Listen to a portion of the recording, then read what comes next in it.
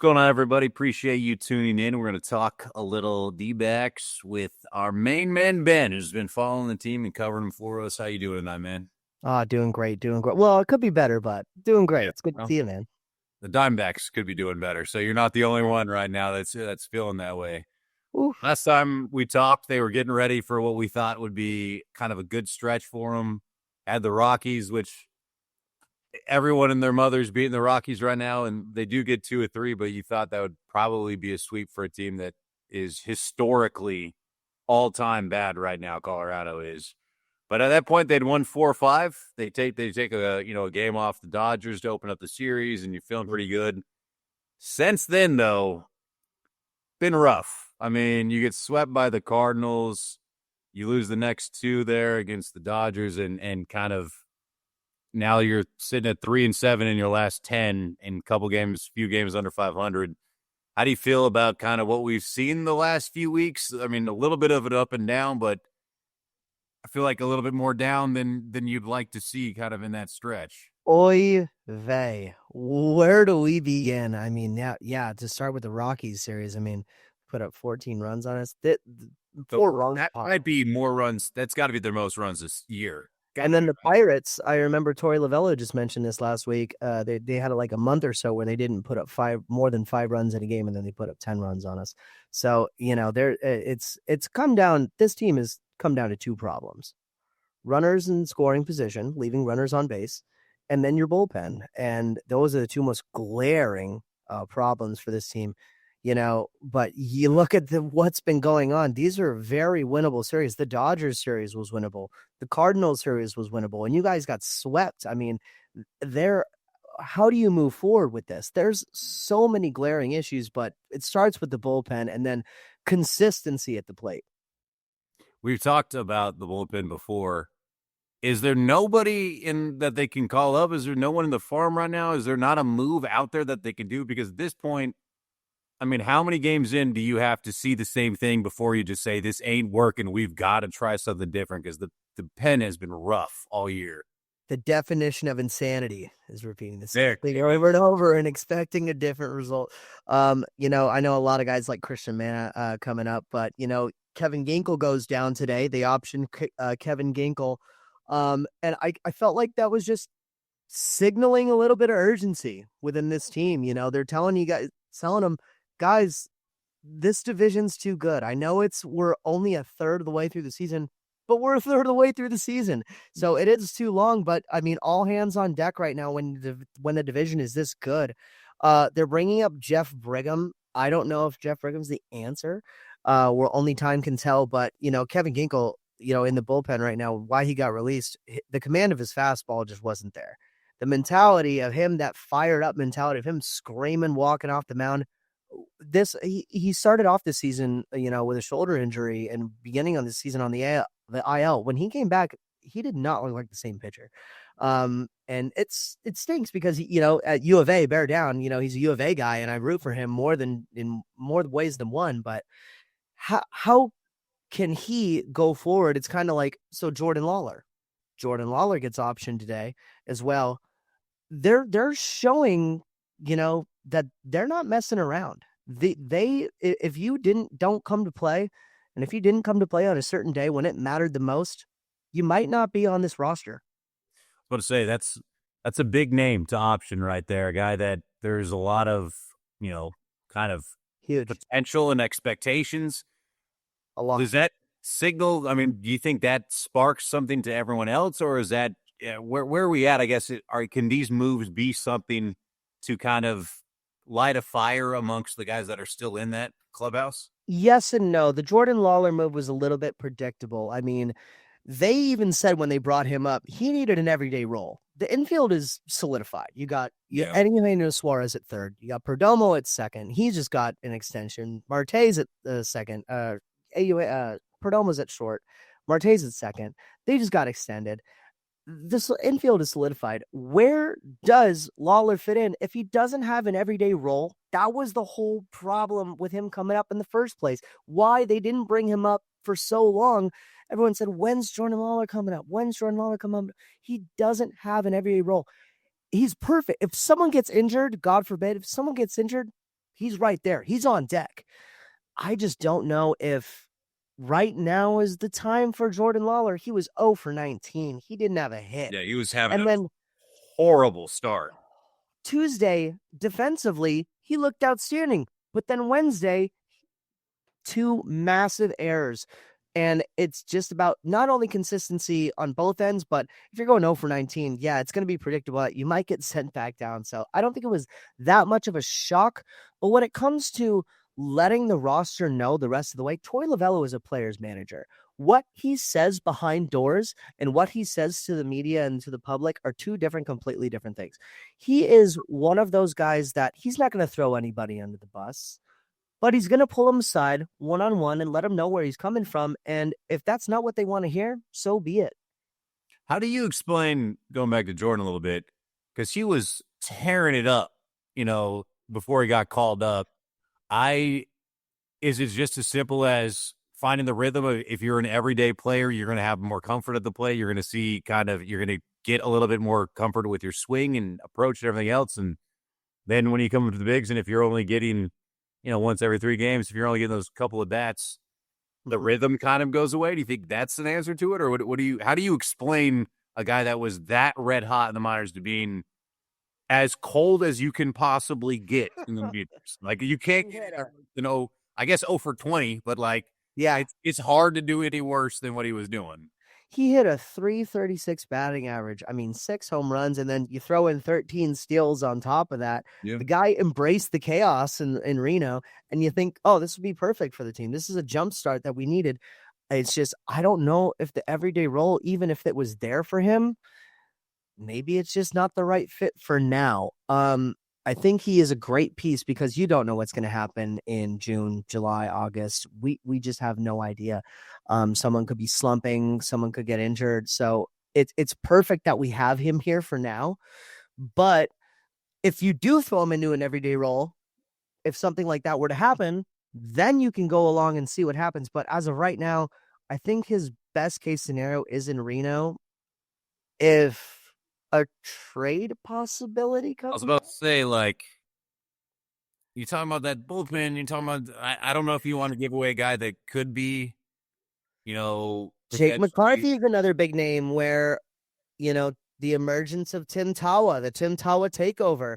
I remember I just took my dad to the Wednesday game, and we were sitting there, and I heard a lot of people cheering for Tim Tawa that should have been playing. Ketel Marte was out with the flu, but if Tim Tawa was playing second base on Wednesday instead of Jordan Lawler, I don't know if those mistakes would have happened.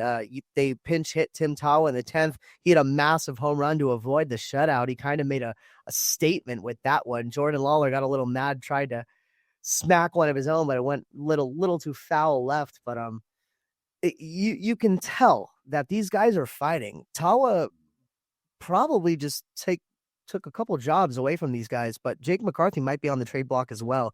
You need to figure out the bullpen. The bullpen answer is not on this team, and I don't think it's in the farm system. And if you have to deal Jordan Lawler or a Jake McCarthy or even a Drew Jones or anything that you can throw in there for a package or a couple of draft picks, you're going to have to go out there and do it. I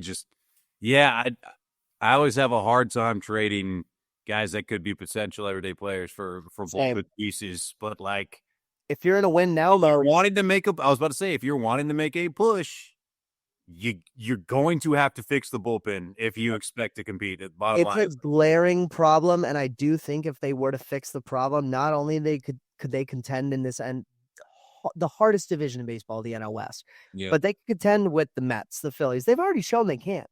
And even in 2023, we were unsure about the division going into those playoffs, and they showed up and showed out. I mean, that's just who they were. But we're not in 2023 anymore. Zach Gallen's not in 2023. Kevin Ginkel's not in 2023. And I just think we kind of have to accept that, move on, and probably have to make some moves. So right now, they're 3 games under 500. They're kind of teetering a little bit. Mm-hmm. A third of the way through the year. Are we at a spot where we're at a lukewarm seat for Torrey, or are we getting to the point where like it's getting warm? Where are we at? I mean, it's only 3 games under 500, and I think part of it is being a victim of, like you mentioned, being in the best division baseball's probably ever seen. But this is a team that has playoff expectations. This is not so, and that's not where they are right now. So where are we at with that, do you feel like? It's hard because the series against the Rockies, you got to sweep the Rockies. How do you can't lose to the Pittsburgh Pirates? These are the series where if you're struggling, your job's going to be on the line regardless. I agree with what he's saying with the execution. I think Torey Lovullo's doing the best he can right now. But nobody is executing on the bullpen. Not one hand in the bullpen is executing. And Justin Martinez, albeit on his last outing, he looked pretty good. But it's hard.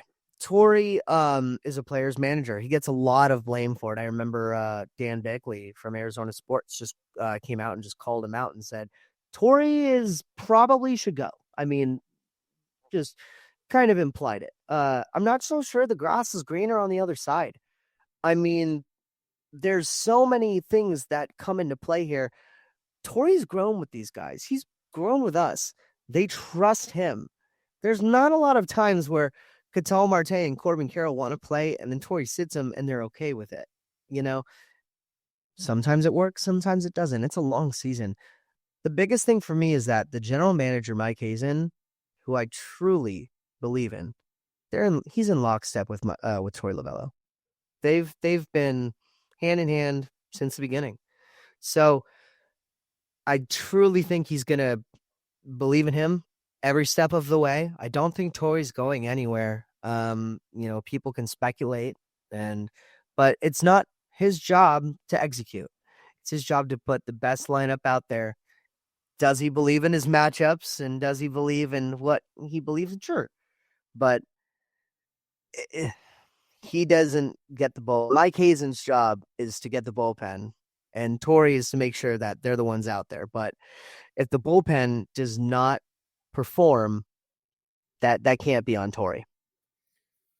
Let's talk a little bit about the starting pitchers here. How do you kind of feel? I mean, they got some guys that are hopefully coming back from injury. They got some movement kind of happening there. How do you feel that group is shaping up, and are they in a spot too? I feel bad for them because it also feels like you got to press them more than maybe you'd want to, because you're afraid of going to the pen. Like you're asking them to empty the tank a lot of the times more than kind of what you would normally want. Yes. By necessity, by pure necessity. But that's kind of the pickle that the D-backs find themselves in right now. Eduardo Rodriguez is on his way back. That's the biggest question. What is the starting five going to look like? I mean, Zach Gallen, there's a lot of questions surrounding him, but he's not going anywhere. He's in a contract here. If anybody believes in him more than Torey Lovullo, I'd like to meet him. But it's one of those things where Eduardo Rodriguez is on his way back. Torey Lovullo said something about Jordan Montgomery. He said it doesn't really matter about, implied it about him. It doesn't really matter about how much money you make. Whoever is pitching the best for this team is going to get those opportunities. I'd like for him to keep that same energy with Eduardo Rodriguez and Ryan Nelson, because if Eduardo Rodriguez comes back and gets the starting position, which I truly think he will, over Ryan Nelson, I just think that's how they're going to operate. Then you have to kind of look back and say, well, what was that all about? Because if Jordan Montgomery was in the starting rotation and he didn't look good and you took him out, Eduardo Rodriguez shouldn't be, put on this pedestal as anything different.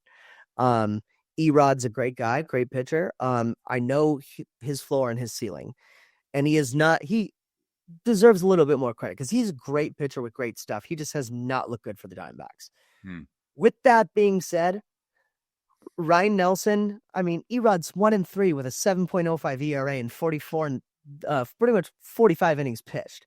Ryan Nelson 2-1, 3.79 ERA in 38 innings pitched. Ryan Nelson just before his last outing before Pittsburgh, LA went 5 innings and only gave up 1 earned run against the Dodgers. I mean, Ryan Nelson is just one of those guys where he's shown, I want the ball in my hands.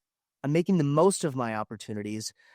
It would be incredible if they don't have a conversation when Erod comes back and goes, guys, maybe you run a 6-man rotation. That could be a possible thing, but they also haven't let Ryan go deep into these outings. Eduardo hasn't shown that he can go deep into any games this season, but they feel like he can. It's going to be a long thing. I will say this about Ryan Nelson. I have a funny story about Ryan Nelson. Let's hear My it. dad and I went to Petco Park for the very first time, September 5th, 2022.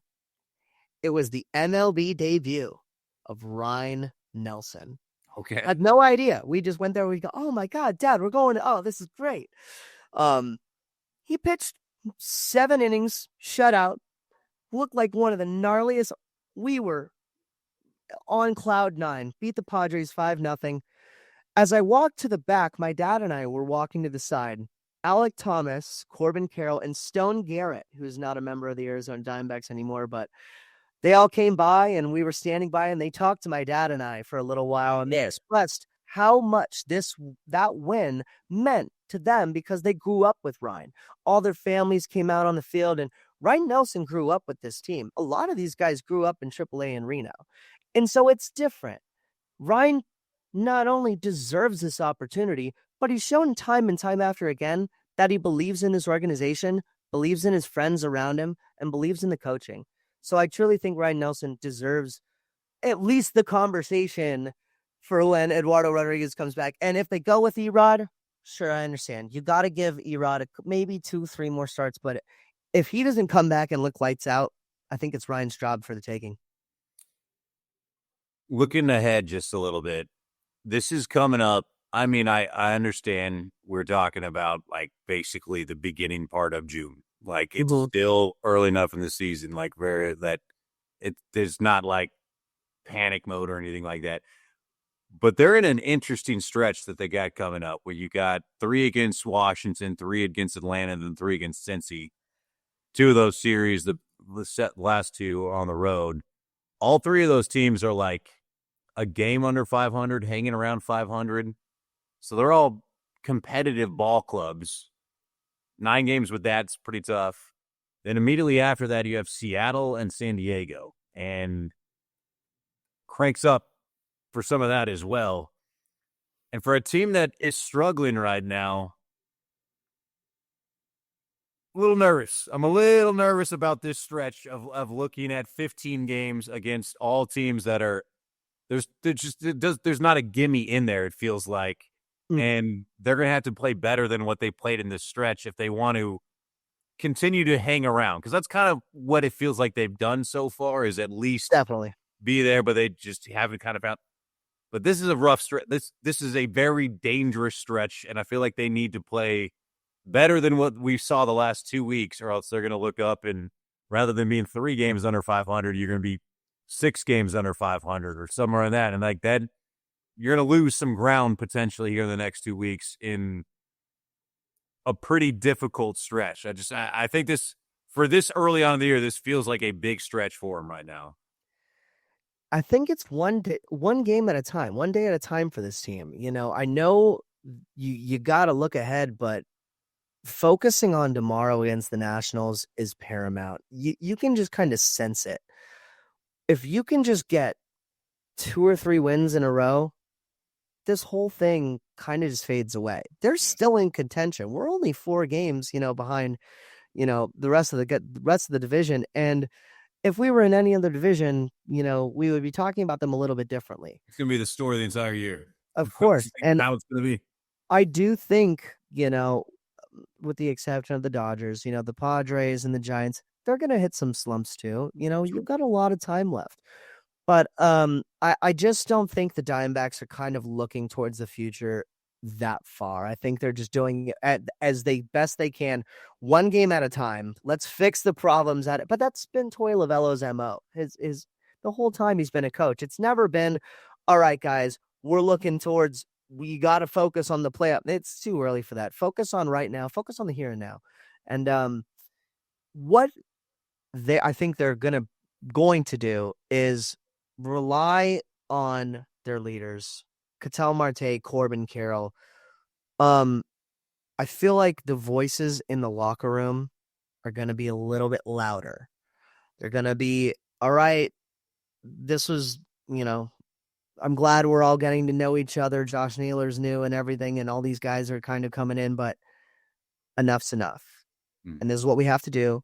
And if you're not going to do it, then we're all going to sit down together and figure out how to make this work. Whether it's Torey Lovullo listening to them and saying, because I remember for Aldo Perdomo saying, I like batting ninth at times because it turns over the lineup order, and Torey listens to him. But that's the difference with this team. They listen to each other. They care about each other.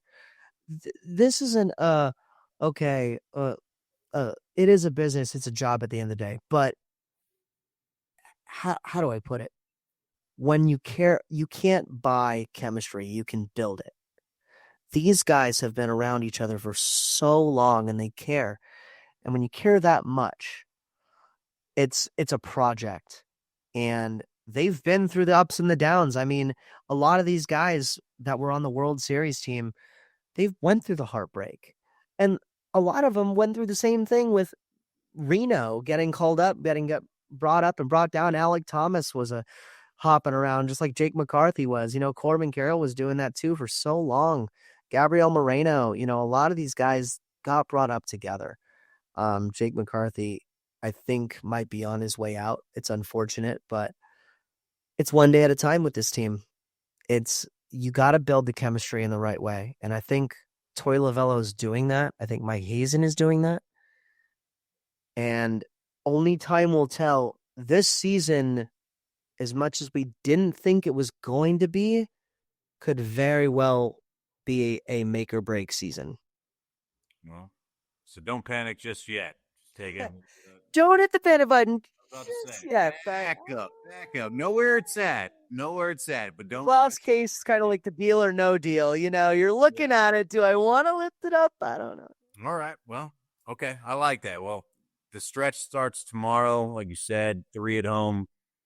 See how they do against that, and then kind of go from there. But hopefully they turn it around here a little bit and get a little bit of momentum, because the other side of that, like I said, those teams are all around 5. Another side of that, you could take 2 or 3 in every one of them and kind of get this thing moving in the right direction as well, too, because they're basically at the same spot right now that the D-backs are. They got their own flaws as well, too. So, kind of where we are midway through the season, but they got to figure out the bullpen. I mean, they have to. Bottom line is that's the number one thing this team needs to figure out right now, and then a lot of other pieces will fall into place. That'll take a lot of pressure off of everything else.